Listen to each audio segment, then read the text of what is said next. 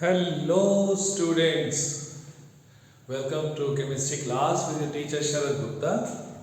बच्चों last class में हम लोगों ने Kohlrausch law of independent migration पढ़ा था। मतलब किसी भी इलेक्ट्रोलाइट का जो उसके आयंस हैं, अगर उनकी इंडिविजुअल हमको मोलर कंडक्टिविटी मालूम हो तो हम उसको ऐड करके उस इलेक्ट्रोलाइट मॉलिक्यूल की टोटल कंडक्टिविटी निकाल सकते हैं। That is called Kohlrausch law of independent migration of ions. आज बच्चों हम क्या करने वाले हैं, इस पे बेस्ड कुछ प्रॉब्लम्स ले रहे हैं जिससे ये कॉन्सेप्ट कोलरॉश लॉ का हमको थोड़ा और क्लियर हो जाए। तो आपकी टेक्स्ट बुक में इन टेक्स्ट क्वेश्चन नंबर 3.8 और क्वेश्चन है बच्चों, suggest method to find lambda M naught of what. यानी ये कह रहे हैं कि कोई ऐसा मेथड बताइए जिससे कि वाटर की molar conductivity eight infinite dilution यानी लिमिटिंग मोलर कंडक्टिविटी हमको पता लग जाए। तो बच्चों सबसे पहली बात तो हमारे दिमाग में यह आना चाहिए कि आखिर पानी की वाटर की limiting molar conductivity lambda am not निकालना इतना इंपॉर्टेंट बात क्या है, ऐसी क्या बात है कि जिसके लिए हमको ये क्वेश्चन पूछा गया। अच्छा बच्चों मैं आपसे पूछता हूँ, आप बताइए कि वाटर क्या है, वीक इलेक्ट्रोलाइट है या स्ट्रॉन्ग इलेक्ट्रोलाइट है? कैसे बताएं? वाटर जो है बच्चों पार्शियली डिसोशिएट होता है, बहुत कम इसके मॉलिक्यूल्स टूथ के ब्रेक होके H पॉजिटिव और OH नेगेटिव देते हैं, यानी वाटर एक वीक इलेक्ट्रोलाइट है। और हमने बच्चों लास्ट टाइम पढ़ा था कि वीक इलेक्ट्रोलाइट की जब हम मोलर कंडक्टिविटी प्लॉट करते हैं तो इसका कर्व इस तरीके से जाता है, यानी कि आप कितना भी कंसंट्रेशन कम करते जाएं इसका मोलर कंडक्टिविटी बढ़ता चला जाता है। यानी लैम्डा एम नॉट कहीं इनफाइनाइट पे जो है इसको कट करेगा तो वो बहुत मुश्किल होता है, प्रैक्टिकली बहुत डिफिकल्ट होता है फाइंड आउट करने के लिए।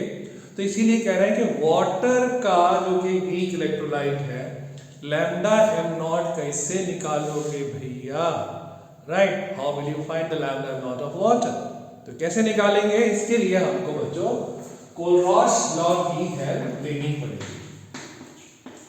Kohlrausch law can help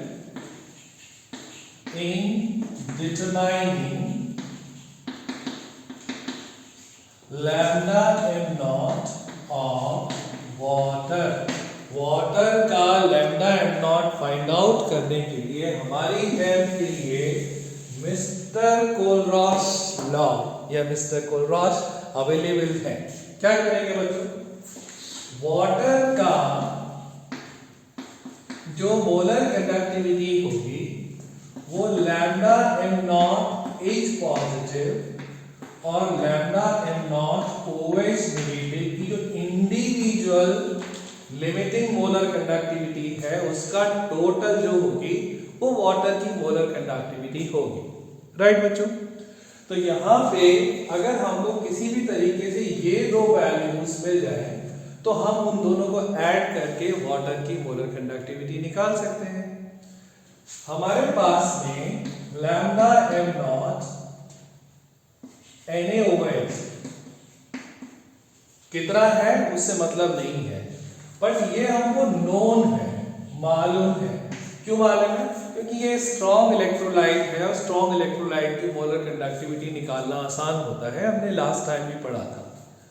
lambda am not NaCl ये भी हमको नोन है, स्ट्रॉन्ग इलेक्ट्रोलाइट है NaCl हमको मालूम है, right? Lambda am not HCl ये भी हमको नोन है। यानी हमने तीन स्ट्रॉन्ग इलेक्ट्रोलाइट ऐसे लिए जिनकी molar conductivity eight infinite dilution limiting molar conductivity हमको बच्चों नोन है। अब इसमें से H पॉजिटिव हमको चाहिए, OH नेगेटिव हमको चाहिए, हमको Na नहीं चाहिए और हमको Cl नहीं चाहिए। तो हम क्या करेंगे बच्चों, लैम्डा m नॉट, आपको क्या चाहिए वो पहले लिख लीजिए, NaOH plus lambda m not HCl, इन दोनों को ऐड कर दिया तो इसमें Na और OH और H और Cl चारों आ गए, minus lambda m not NaCl, ये घटा दिया, यानी Na से ये वाला Na का वैल्यू सब्ट्रैक्ट हो गया और इस Cl से ये वाले Cl का वैल्यू सब्ट्रैक्ट हो गया। तो बचा क्या बच्चों, हमारे पास OH बचा और H बचा। इस तरीके से lambda m not water HOH हम निकाल सकते हैं। तो ये कोलरॉच लॉ की खासियत है कि हमको नहीं मालूम था कि वाटर की मोलर कंडक्टिविटी कितनी है, क्योंकि वीक इलेक्ट्रोलाइट था, तो it is very difficult for us to find out. But हमको इन स्ट्रॉन्ग इलेक्ट्रोलाइट्स की वैल्यू मालूम थी, जो आयंस हमको चाहिए थे बच्चों, राइट, उनको हमने ऐड किया और जो आयंस हमको नहीं चाहिए थे वो हमने कैंसिल आउट कर दिया यहाँ पे, उससे वाटर की मोलर कंडक्टिविटी निकल आएगी। अगर वैल्यूज हमको दे रखी होंगी तो वैल्यूज भी सब्स्टिट्यूट करके हम आंसर निकाल सकते हैं, राइट बच्चों। ये था कोलरॉच लॉ का पहला एग्जाम्पल एप्लीकेशंस का। एक एप्लीकेशन और देखिए बच्चों,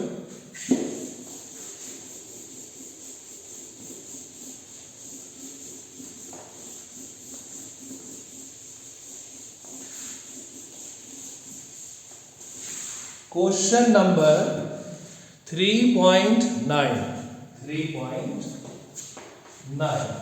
थोड़ा और साफ कर लो भाई, बोर्ड पे दिखाई देना चाहिए बच्चों को साफ साफ, है ना।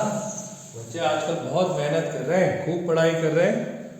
तो 3.9 प्रॉब्लम जो है बच्चों, दे रखा है the molar conductivity of 0.025 mole पर litre methanoic acid is 46.17 centimetre square mole inverse, यानी molar conductivity lambda m of methanoic acid, और इसकी कंसंट्रेशन दे रखी है कितनी, 0.025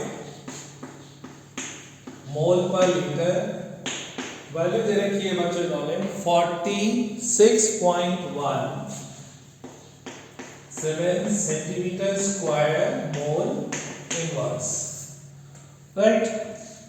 calculate its degree of dissociation, यानी alpha which is degree of dissociation, ये बच्चों हमको फाइंड आउट करनी है, क्वेश्चन मार्क हो गया, राइट। एंड डिसोसिएशन कांस्टेंट, जो मैंने इक्विलिब्रियम कांस्टेंट बताया था ना बच्चों आपको, उसको डिसोसिएशन कांस्टेंट भी कहते हैं। तो K डिसो इज आल्सो क्वेश्चन मार्क, इसका इक्विलिब्रियम कांस्टेंट हमको निकालना है। दे रखा है बच्चों इन्होंने lambda m naught H positive और lambda m naught HCOO negative, इसका वैल्यू दे रखा है, कितना दे रखा है, इसका वैल्यू दे रखा है बच्चों इन्होंने 349.6 और 54. चलो भाई चश्मा लगा के देख लो, 54.67 centimetre square mole inverse, 7 centimetre square mole inverse, right. इतना सारा डेटा दे रखा, पूछा हमसे केवल अल्फा और डिसोसिएशन कांस्टेंट, ये दो वैल्यूज हमसे पूछी हैं। तो बच्चों सबसे पहले हम अल्फा फाइंड आउट करते हैं। Alpha is equal to lambda m upon lambda m naught, right. Lambda m का वैल्यू बच्चों ये दे रखा है इन्होंने 46.1, लैम्डा m नॉट कहीं भी नहीं दे रखा है, और दे रखा है तो आपको ढूंढना पड़ेगा। तो कैसे ढूंढेंगे बच्चे, मिथेनोइक एसिड का फॉर्मूला है COOH। ये जब डिसोशिएट होता है तो देता है H positive and HCO negative. यानी अगर हमारे पास H पॉजिटिव की डिसोसिएशन मोलर कंडक्टिविटी है जो कि दे रखा है 349.6 और हमारे पास HCO नेगेटिव की वैल्यू है 54.6। ये दोनों मोलर कंडक्टिविटी अगर हम ऐड कर देंगे तो lambda m naught of methanoic acid जो है बच्चों आ जाएगा। तो 349.6 प्लस 54.6 ये दोनों वैल्यूज जो हैं वो हम ऐड कर देंगे तो हमारे पास में lambda m naught of methanoic acid आ जाएगा। और इसको हम सॉल्व करते हैं बच्चों तो हमारे पास में आंसर आता है 0.116। राइट, तो ये हो गया आपका पहला आंसर, यानी कि degree of dissociation of methanoic acid. Right, दूसरा क्वेश्चन पूछ रहा है के डिसोसिएशन। अब के का वैल्यू कितना था बच्चों? के का था C alpha square 1 minus alpha. Right, C का वैल्यू दे रखा है इन्होंने, कितना है C भाई 0.025। अल्फा स्क्वायर कितना हो गया? अल्फा हो गया आपका 0.116 का होल स्क्वायर 1 माइनस 0.116। राइट, तो इसका वैल्यू बच्चों अप्रोक्सीमेटली, और एग्जैक्ट कैलकुलेशन तो मैंने नहीं करी है, ये आता है 3.36 into 10⁻⁻⁴। राइट, तो ये बच्चों इसका डिसोसिएशन कांस्टेंट या इक्विलिब्रियम कांस्टेंट भी कहते हैं इसको, वो इस मिथेनोइक एसिड का इतना वैल्यू बच्चों आ जाता है। राइट, तो ये दोनों जो थे वो एप्लीकेशंस थे बच्चों कोलरॉश लॉ के। राइट, तो कोलरॉश लॉ के बाद वाला जो टॉपिक है वो अब बहुत इंपॉर्टेंट है और मैं स्टार्ट करने वाला हूं। राइट, उसका नाम है इलेक्ट्रोलिसिस ऑफ इलेक्ट्रोलाइट्स। राइट बच्चों, तो दूसरा टॉपिक के लिए अगला वीडियो आप देखिए।